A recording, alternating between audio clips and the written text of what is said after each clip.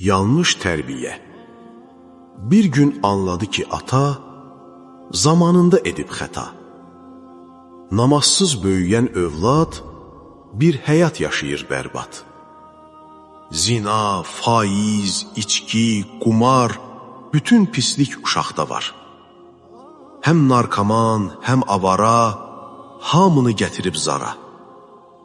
Bilib ki, narkotik edib, yoldaşı da atıb gedib. Xırtdəyəcəm borc içində, üst-baş biyabırçı gündə. Bunları görən bir ata, necə yeyə, necə yata? Düşündü öz səhvlərini, köhnə həyət evlərini. Düzdür, otaqları dardı, gözəl bir ailəsi vardı.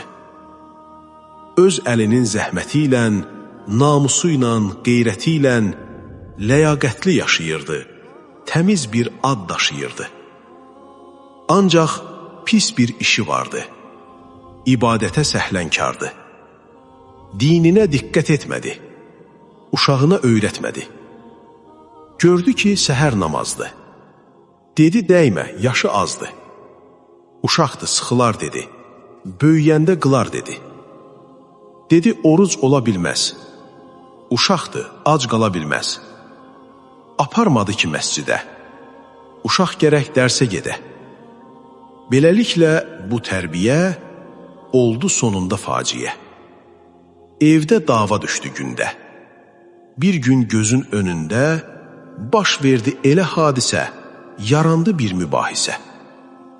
Dalaşdılar bir-biri ilə, narkotikin təsiri ilə heç nəyə vermədən məhəl, atasına qaldırdı əl.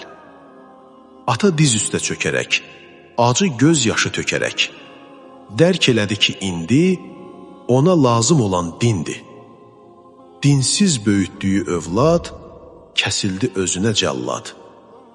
Bu qanundur, bu belədir. Cəza əmələ görədir. Yadına düşdü o şeir. Şair hikmətli söz deyir.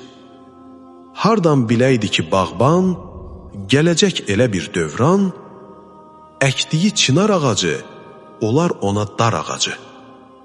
Əziz dostlar, bu hadisə bir ibrətdir hər bir kəsə. Övladları zamanında, İslamında, imanında etmək gərəkdir tərbiyə. Bu işlər olmasın deyə.